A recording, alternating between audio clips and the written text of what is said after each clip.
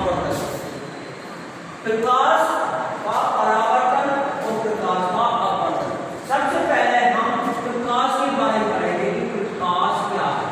तो प्रकाश की आपको परिभाषा पता होनी चाहिए, प्रकाश के आपको जो मेरिट है वो पता होना चाहिए।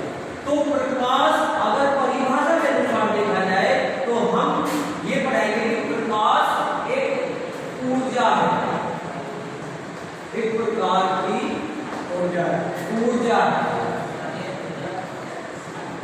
ये एनर्जी है जो हमारी आंखों को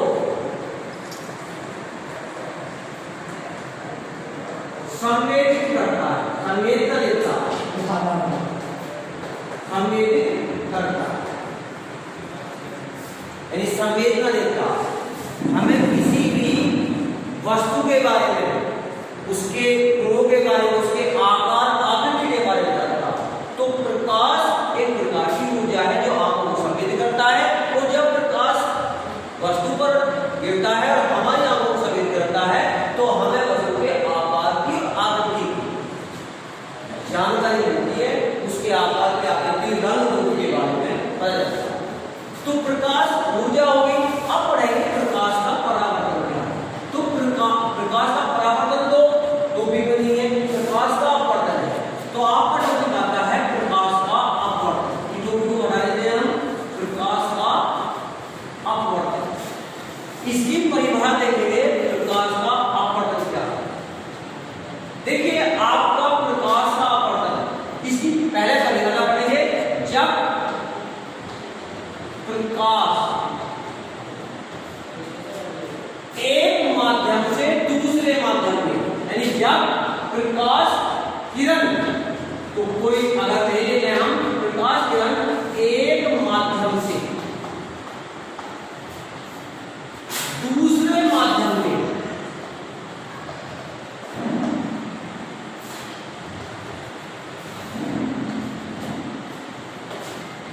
प्रवेश करती है, जाती है, प्रवेश करती है, तो अपने मार्ग से विचलित हो जाती है। विचलित का मतलब भटक जाती है, विचलित हो जाती है। यानी प्रकाश किरण एक माध्यम से दूसरे माध्यम में पहुंचती है, तो जो मार्ग पे चल रही होती है, जो उसका रास्ता होता है, उससे वो भटक जाती है। यानी उस मार्ग से, उस रास्ते से या तो बाई हो रहेगी या दाई हो रहेगी। तो अगर हम इस तरह देखें कि उनका ये कोई पृष्ठ है, इसके ऊपर माध्यम कुछ है, नीचे माध्यम कुछ है। जैसे ऊपर माध्यम मान लिया हम कहते हैं वायु है, ऊपर माध्यम क्या ले लिया आपने, वायु है, और नीचे माध्यम ले लिया हमारे जल है। तो आपके दो माध्यम हो गए, ये भी पारदर्शी माध्यम, ये भी पारदर्शी माध्यम, लेकिन दोनों माध्यम अलग है। ये इसके सापेक्ष अलग है,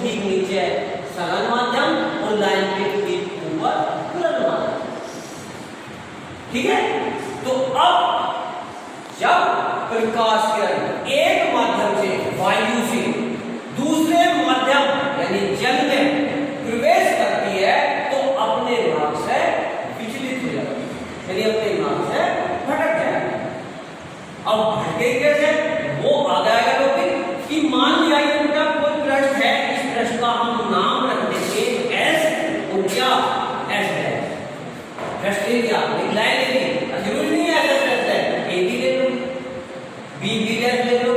अब ये माध्यम होगा, ये इस बात को शो कर रहा है कि इसके ऊपर अलग माध्यम है, नीचे अलग माध्यम। अब हम क्या करते हैं कि इस पृष्ठ पे कोई भी लंबवत रेखा खींचे, बिल्कुल लंबवत। तो बेटा ये लंबवत रेखा इस रेखा पर एस एस डैश पर अभिलंबत है, 90 कोण के साथ है। तो ये रेखा एन डैश कहलाएगी और इस माध्यम का ये रेखा अभिलंब है। क्या कहलाएगा ये? अभिलंब। अब आप समझ जाओगे अभिलंब क्या होता है, यानी किसी पृष्ठ पर लंबवत खींची गई रेखा उस पृष्ठ का अभिलंब है। अभिलंब बिल्कुल लंबवत।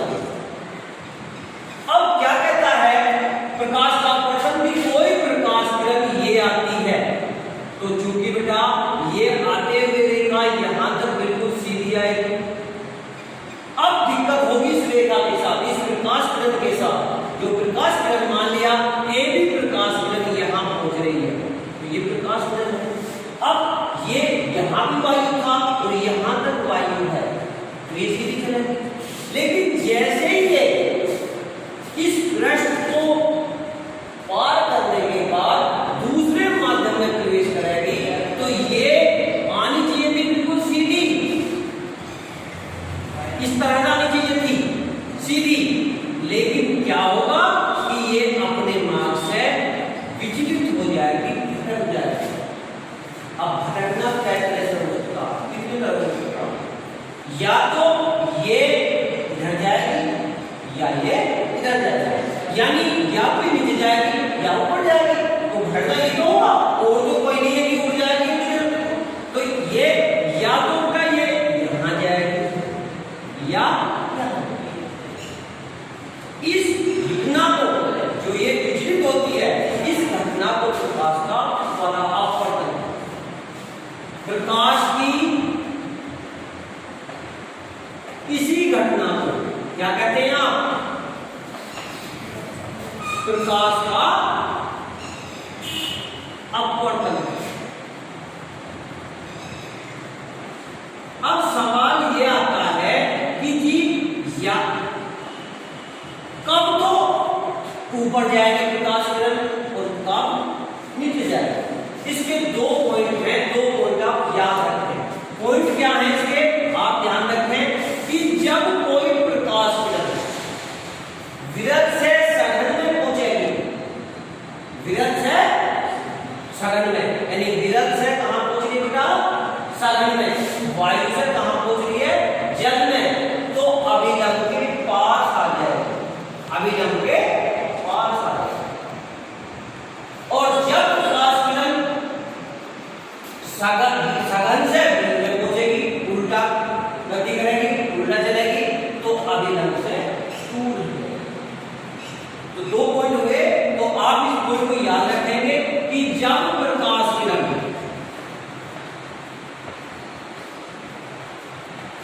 विरल माध्यम, विरल समझ गया, विरल माध्यम से सघन माध्यम में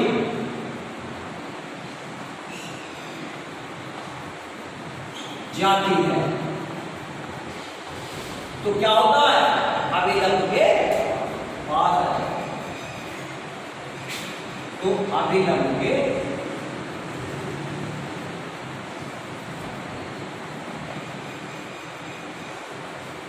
पास होकर जाएगी। ठीक है, दूसरा टॉपिक आपको बता दिया। अगर दूसरी कंडीशन लेने हैं तो दूसरी कंडीशन में क्या लेंगे आप कि जब प्रकाश किरण कहां जाएगी? सघन माध्यम से विरल में जाता है तो अभिलंब से क्या होगा? दूर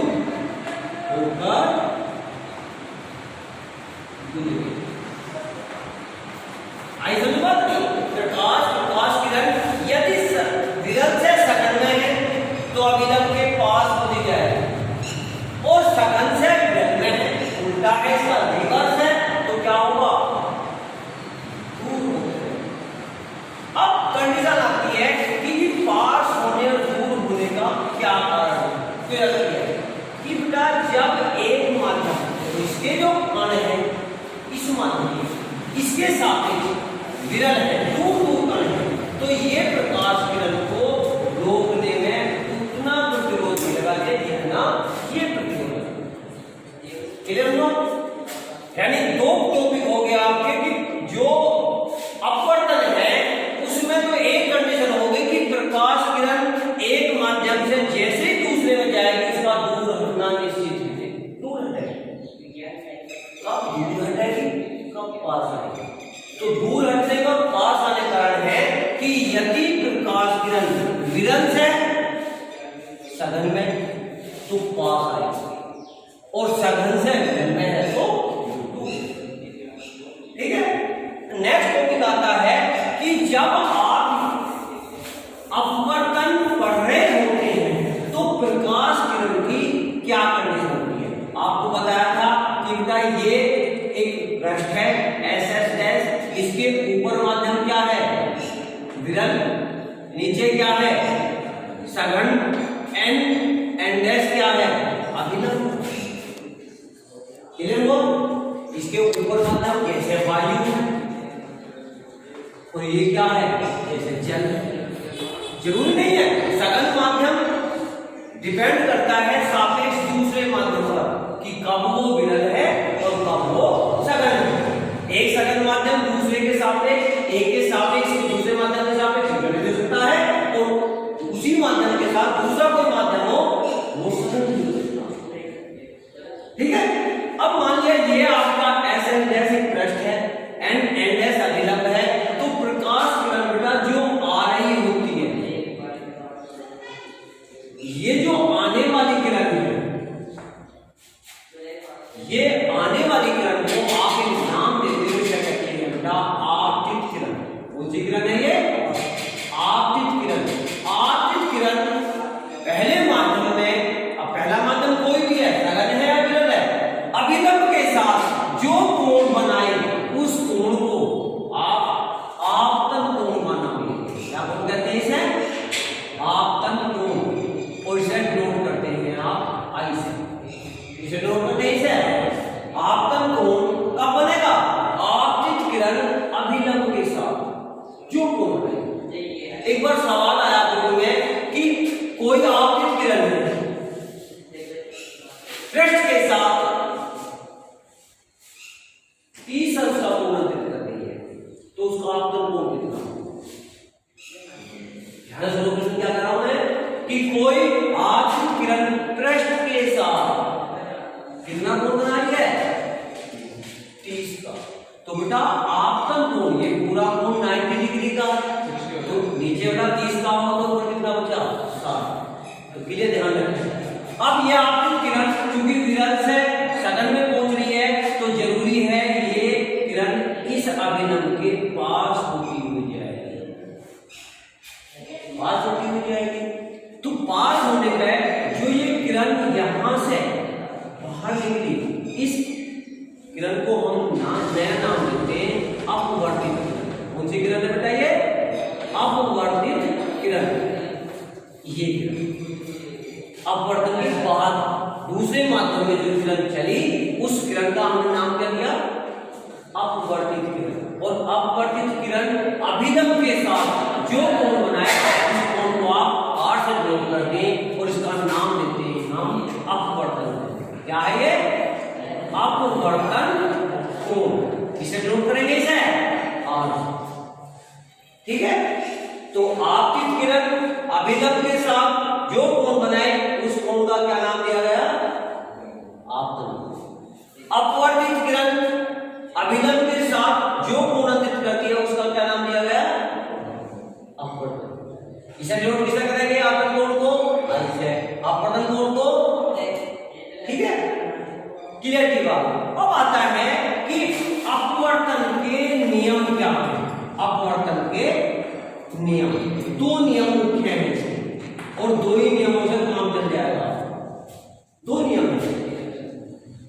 पहला नियम बहुत आसान, क्या बताया गया पहले नियम में कि आपतित किरण, नाम देंगे आपतित किरण क्या है, आपतित किरण ये है ए। अपवर्तित किरण, अपवर्तित किरण कौन सी किरण कहेंगे? बी, और इन्हें बी डैश कहेंगे, बी बी डैश। आपतित किरण, अपवर्तित किरण तथा आपतन बिंदु पर अभिलंब, आपतन बिंदु पर अभिलंब, तीनों एक ही तल में, एक ही तल में होंगे।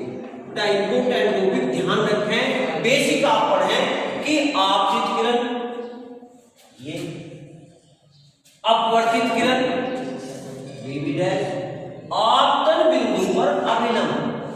अब आप पढ़ेंगे जी, आपने बताया एन डैश पूरा अभिलंब है, फिर आपतन बिंदु कौन है? जहां दोनों किरणें मिल रही हैं, आपतित किरण और अपवर्तित किरण जहां मिल रही होती हैं उस बिंदु को आप क्या कहते हैं? आपतन। तो देखो ये आपतित किरण, अपवर्तित किरण और आपतन बिंदु पर अभिलंब तीनों कहां होंगे? एक तल में, एक प्लेन में। ठीक है। सेकंड नियम कहता है इसका, सेकंड नियम कि आपतन कोण की जा, आपतन कोण की जा, जा का मतलब समझते हो क्या है? साइन। आपतन कोण की जा तथा अपवर्तन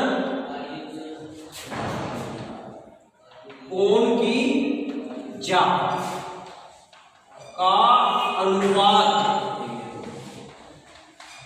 एक नियतांक होता और ये नियतांक, यह नियतांक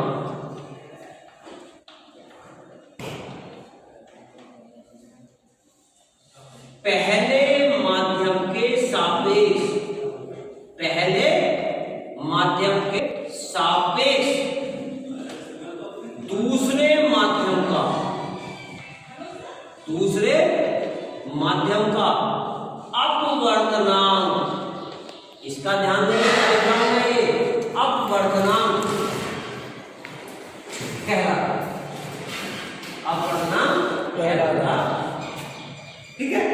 यानी साइन आई बटे साइन आर बराबर होता है नियतांक, और इस नियतांक को ही आप साइन आई बटे साइन आर इक्वल टू लिखते हैं हम एन, और एन भी क्या? 1 एंड 2, यानी 1 का मतलब पहले माध्यम के सापेक्ष दूसरे माध्यम का अपवर्तन।